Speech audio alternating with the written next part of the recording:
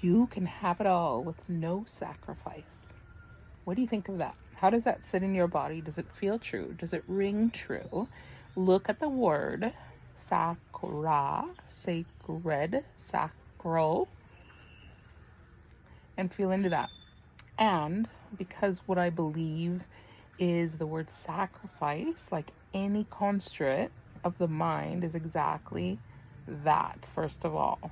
Now, traditionally, we would sacrifice ourselves to the gods, or we would sacrifice an animal to something sacred, right? So it was an idea created that God wanted something back, right? We still do this in traditional medicine, give tobacco to the land to symbolize thanks. So it's giving something back for the sake of something sacred.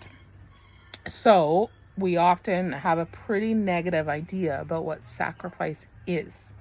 If you're a mom, you might be very well educated about what sacrifice is, because the minute those babies are in your arms, your life is different and it's not about you anymore. Suddenly you are sacrificing sleep, you are sacrificing how beautiful your boobs were, you are sacrificing how you had so much freedom in your life, you're sacrificing like everything. So I think it's hilarious and interesting to witness this idea or this concept that you can have it all without sacrifice. Obviously, success is sacrificing time, money, sometimes freedom. So let's talk more about what would you be giving up to create something in its place.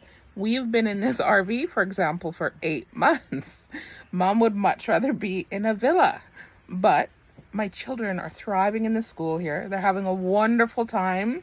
So yes, I am sacrificing. Now, we don't want to self-sacrifice our life away until we feel empty of all energetic resources, but there's also just a reality. And we want to go beyond reality, because our souls ultimately are damn excited to be here, so happy we're in this experience, really thrilled about all this contrast that is sacrificial in nature. And to bring up a very interesting thing, which I believe triggered this conversation, because I woke up with this sacrifice in my head. I'm like, why am I so guided to speak about this? And a few weeks ago, if you scroll back, you'll see that there was a sacrifice card. That's one of the John Holland decks. And it's a woman standing in murky water, kind of like the crocodiles today. You cannot see what's in the murky water.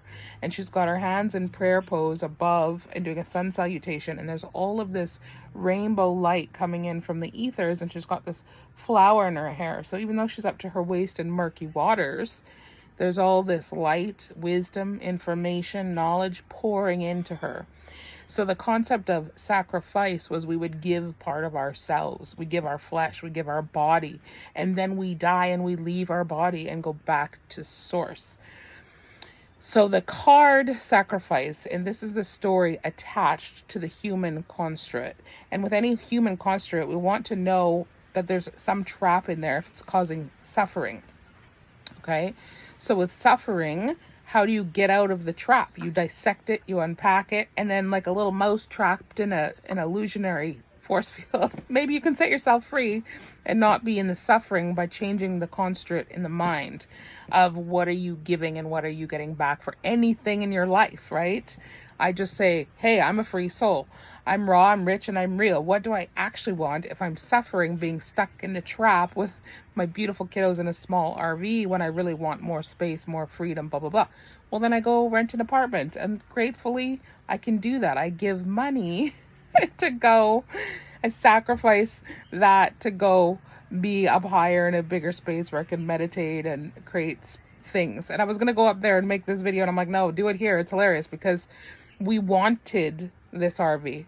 So can you have it all? Yeah, of course you can have it all, because you can change your mind. You can change something for something. Now, this is where I get raw, because when I held my stillbirth son, which was my second baby that I held lifeless, I, at one point, probably 6 days in, it was deep in the pain of loss, And I knew that I would never make sense of it. And you can't. And I pulled a card and I pulled sacrifice. And I remember being so mad at the card. I was like, sacrifice? That's what this has been? And only now and through the process of that loss do I fully get it. And fully get it might even be an understatement. So it was months or years later that I was speaking with a woman, and she had read Women Who Runs with Wolves. And out of the blue, she started saying to me, in the book, which I've never read, there's a woman that goes up the mountain. And I'll try to bring forth the story that she spoke, and because I haven't read it, it's coming from the Operation circuit. She goes up the mountain, and there's something to do with a mama bear, a huge bear, and she's pulling out one of the bear, would it be a quill? Bear quills, pulling it out. And so the bear, of course, is in pain to sacrifice this being pulled out from it. Okay, so in my conclusion of this stillbirth and everything that I witnessed in my process, and everybody else who was affected by it, including the nurse who was I believe she was an operation. She was in the surgical room with us, and she had an opportunity to use the forceps to bring out Olivier, sacrificed for perhaps her learning, her education. All of the people that sent us flowers, maybe they sacrificed their time, their money, their sorrow to do a kind deed. All of the women that I've helped since then, all of the women right now, I have a mom who's got 2 sets of twins and she's single. Do you think she doesn't feel like sometimes she's sacrificing everything that she has to raise those beautiful babies? So it's an interesting thing to contemplate. And in the bigger dimensions, we are here to expand. So all of this contrast of anything that feels sacrificial is potentially a sacred act of expression and witnessing of the self. We think about the life that literally I remember being called to Chichen Itza years ago, my first awakening, very awake.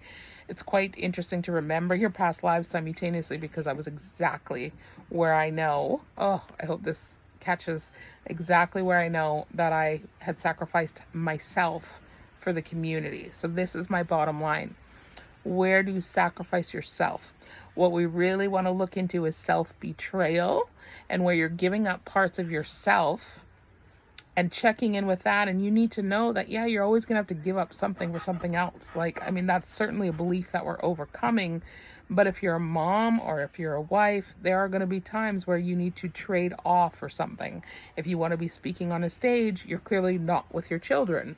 So you're sacrificing a vision or a goal or a calling, but you're also sacrificing potentially somewhere else, right? So I think it's an interesting thing. Can we have it all?